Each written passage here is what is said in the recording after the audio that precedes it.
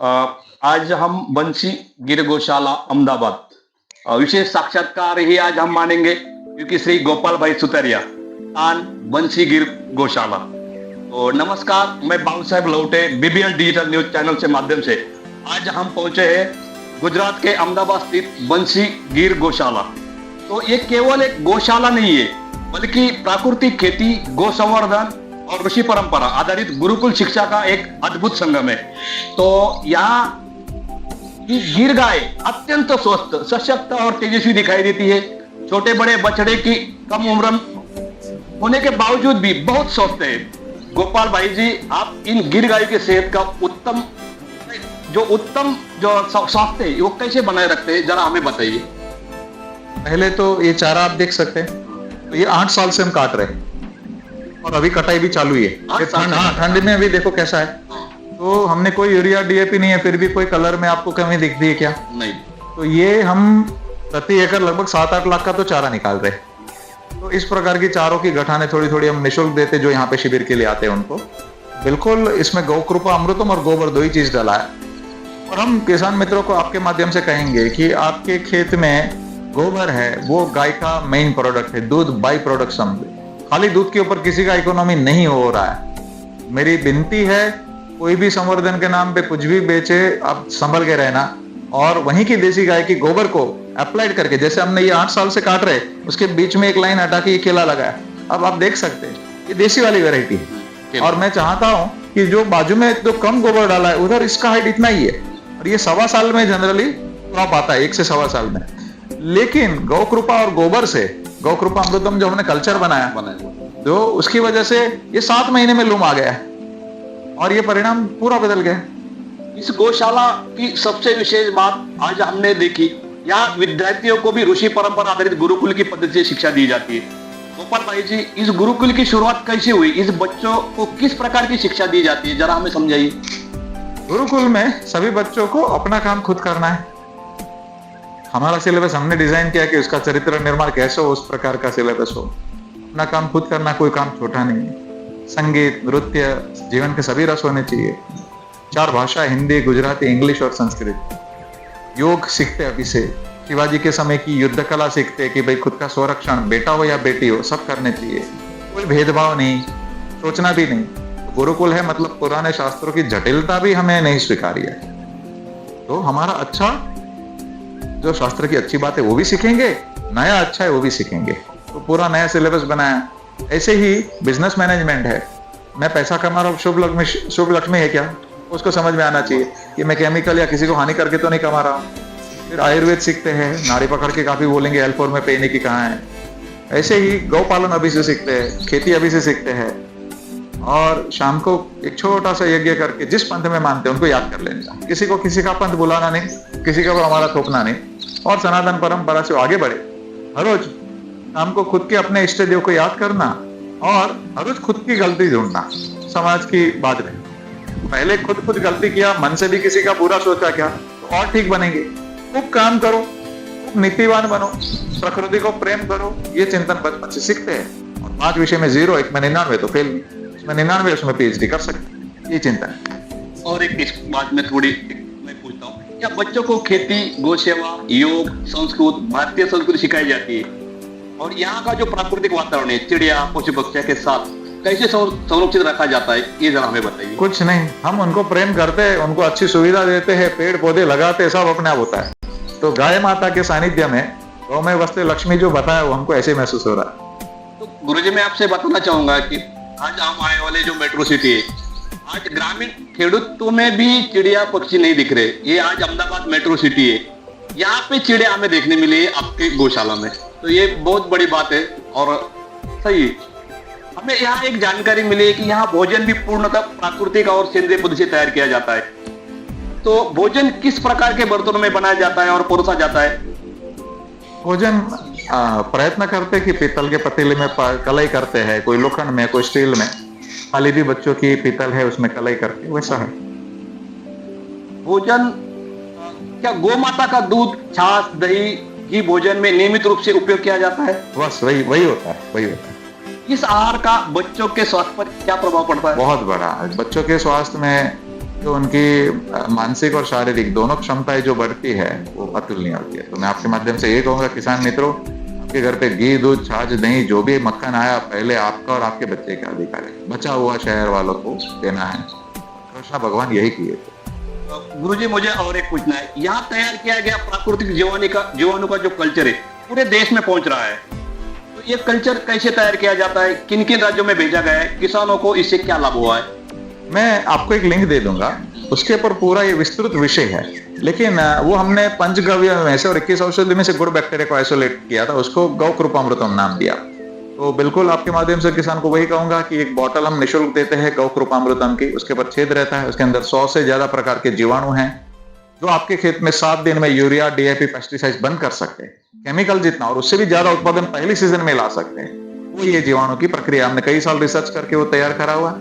तो हम सरल 5 चरणों में खेती सिखाते। पहला चरण, वो बैक्टीरिया आपके घर पे कैसे बनेगा, एक बार आप लेके गए फिर हमारे पास आने की जरूरत नहीं। दूसरा चरण है कि वही बैक्टीरिया गोबर के ऊपर डालेंगे, 60 दिन में वर्मी कंपोस्ट से अच्छा खाद बन जाएगा। तो केचुआ, गांडुल का जो खाद है उसमें 4 से 8% कार्बन रहता है, इसके अंदर 10 से लेके 32% तक अचीव किया है। तो वही का वही खाद का ताकत, कॉपर, मैंगनीज, जिंक, सब उसकी प्रोफाइल बदल जाती है। तो वही गोबर जब कंपोस्ट हुआ खेत में डाला, फिर वही बैक्टीरिया नीचे छोड़ा, हवा में से डायरेक्ट नाइट्रोजन फिक्स करता है। तो यूरिया 7 दिन में बंद, नाइट्रोजन हवा से मिल गया। फास्फोरस, सल्फर देने वाले अंदर गौ कृपामृतम के अंदर कल्चर है लभ्य स्वरूप में देने के लिए, तो वो भी अच्छे से काम हो जाता है, वो भी बाहर से नहीं खरीदना है। ग्रोथ प्रोमोटर्स उसके अंदर है, तो ये ग्रोथ आप देख सकते कैसा है, तो ग्रोथ प्रोमोटर्स लेने की किसान मित्रों को जरूरत नहीं है। यही बैक्टीरिया स्प्रे किया, अपने शरीर में से ऐसा रस छोड़ते कि नहीं काम के कीटक फंगस दूर भागते, तो दवाई डालने का भी जरूरत नहीं है। तो ये ऑल इन वन है। गोबर को हमने जब खेत में डाला, उसको खिलाने का काम कौन करता है? बैक्टीरिया। फिर ये बैक्टीरिया जहां अप्लाई करते हैं 7 दिन के अंदर सारा चीज बंद हो जाएगा। केचुए बढ़ जाते हैं, माइक्रोब्स बढ़ जाते हैं, मधुमक्खियां बढ़ जाती है। और मैं आपको अंदर दिखाना चाहता हूँ, आइए। बिल्कुल।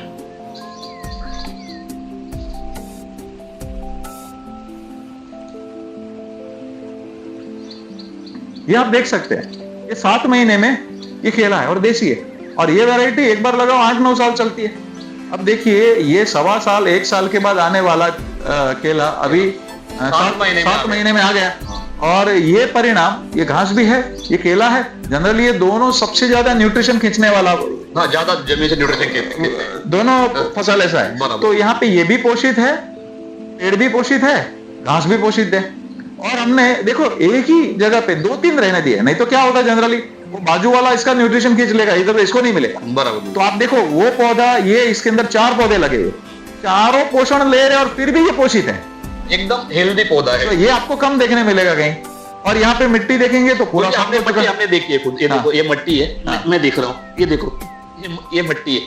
हमारे जो खेत में हमने देखा 65 HP का ट्रैक्टर जब हम चलाते हैं तब ऐसी मिट्टी निकलती है, लेकिन आज ये हाथ से सहज मिल रही है। आप आधा फीट तक हाथ से घुस सकते हो। हाँ, आधा फीट, 1 फीट। हमारे यहाँ 65 HP ट्रैक्टर लगता है आधा फीट घुसने के लिए। मैं आपके माध्यम से किसानों को यही कहूंगा कि हमारे सरल 5 चरणों में खेती, उसको पकड़िए। ये कम से कम हम लोग 5 से 7 लाख रुपया निकालते हैं इसमें पर एकड़ पे। तो अगर आपके पास 6 नंदी मार घूमने वाले आप लेके आ गए, दूध वाली गाय छोड़ो, उसको दोहने का झंझट तो नहीं है ना, वो 6 नंदी को पूरा साल आप सूखा चारा दे दो अच्छे से और अच्छा भोजन दे दो, साल का 70-80 हजार का खर्चा होता है। लेकिन 30 टन गोबर और 30,000 लीटर गौमूत्र मिलेगा। खेत में बहाओ और गौ कृपा डालो, 5-7 लाख रुपया, 4 लाख रुपया प्लस मिला, क्या वो नंदी महंगा है क्या? नहीं, 1 एकड़ में हमारे किसानों को 30 से 40 हजार रुपए नहीं मिलता पूरा। वो खेत में कुछ भी डीएपी डालो, केमिकल छिड़काओ, कुछ भी करो, इतनी मेहनत करता है लेकिन इतना पैसा नहीं मिलता। लेकिन गुरुजी आपके कंसेप्ट से ये बहुत बढ़िया काम पूरे देश भर में, जग भर में होने वाला है ये बात। मैं और एक बात दोहराना चाहूंगा गुरुजी, हमारे महाराष्ट्र के बीड जिले के गेवरे तालुका में अशोक पठाड़े, जिनका बोरी पिंपल गाँव है, तुकाराम बोरकर, जिनका गाँव तलनेवाड़ी, जैसे किसानों ने आपका कल्चर का उपयोग करके प्राकृतिक खेती को सफल बनाया। मैं एक बोलना चाहूंगा, इस खेती का उनको अवार्ड मिला, वो अवार्ड जो मिला वो भारत के अपने पंतप्रधान नरेंद्र जी मोदी, बहुत बड़ा उनका दिल्ली में उनका सिलेक्शन हुआ, पंतप्रधान नरेंद्र मोदी भाई साहब से उनको पुरस्कार मिला। ये आपके कल्चर के आधार से उन्होंने खेती की, ये बहुत सी बड़ी बात हमारे आज बीड जिले में आपको बहुत बड़ी लगी। इसलिए आज हम आपको मिलने के वास्ते और ये बात जानने के वास्ते, हर भारत देश के किसानों तक पहुंचने के वास्ते आज आपसे मिलने आए गुरु जी। माननीय अशोक जी और तुकाराम जी को बहुत बहुत अभिनंदन हम कहेंगे कि ये किसानों ने गौ माता के आधार पे ये काम किया, गौ कृपामृतम आधार पे, और उनको वो प्राप्ति हुई, इसलिए उनको और उनके पूरे परिवार को विशेष अभिनंदन और मैं शुभकामनाएं देता हूं। और मैं दूसरे किसानों को भी यही कहता हूं कि देखिए, यही केला अगर अपने को केमिकल से लेना होता ना, तो 1 लाख से 1.5 लाख 2 लाख केमिकल में जाता कम से कम, और इतना उत्पादन फिर भी नहीं आता। इस साल में हम 2 बार लेंगे। ये केमिकल वाली कंपनियों को पेट भरना है, उसकी जगह पे गाय का पेट भरने में हमको सुकून मिलेगा और बरकत भी रहेगी। गुरुजी, केमिकल का पेट भरना ठीक है, लेकिन वो केला खाने पर हम बीपी, शुगर और कैंसर की बीमारियां हम विकट ले रहे। केला खाने मतलब बीमारी हम ले रहे हो, ये बात भी है ना गुरुजी? बिल्कुल। तो मैं आपके माध्यम से यही कहूंगा कि जैसे वो दोनों बंधु ने माननीय प्रधानमंत्री जी का जो भाव था गौ आधारित पे अच्छा काम करना, तो उन्होंने वो सफल बना है। तो आपके माध्यम से वही कहूंगा कि बिल्कुल जो जो किसानों को समझना है, सीखना है, आइए, हृदयपूर्वक आपका स्वागत है। और वहीं पे सभी महाराष्ट्र में दूसरे बहुत बंधु गौ कृपामृतम का और इस पद्धति का फॉलो कर रहे, तो सही पद्धति से करना जरूरी है। देखो, आधा अधूरा करने से अच्छी चीज का बाल मृत्यु होता है। तो हम पेट भर के हम बोलते कि प्रति एकड़ 1 गाय का भी पद्धति है हमारे पास, प्रति एकड़ 2 का भी है, 5 का भी है, 6 का भी है। आपको जितना भी गाय है बोझ नहीं लगेगा। अगर इस पद्धति से अगर आपने कृषि किया तो आपको कभी भी दूध नहीं दिया तो गौ माता बोझ नहीं लगेगी। आइए, समझिए और करिए। पहले छोटा प्रयोग करिए और फिर बड़ा करिए। तो मैं महाराष्ट्र में वाशिम रिसोर्ट में गया था, ये दीपावली से पहले। 3000 लोग शिविर में थे, तो लगभग उसमें से 70% युवा थे। मैं काफी युवाओं के खेत में गया था, तो लगभग 4 लाख 6 लाख की हल्दी खरीदी पर एकड़ की। अब वो 4-5 एकड़ निकाला, 15 लाख रुपया मिला। उनको कौन शहर में ये जॉब देगा? पैकेज नहीं देगा, है ना? तो वो युवाओं ने करके दिखाया, जैसे अशोक जी और उन्होंने किया। ऐसे ही संतरा 2 जन ने कितना 10 लाख ऊपर निकाला, 1 जन ने 15 लाख गया। तो मैं आपके माध्यम से वही कहूंगा, वहां पे एक ही साल में 850 गाय खाली गोबर के लिए आई, छोटे से क्लस्टर में, और तो बहुत सारी बंदी।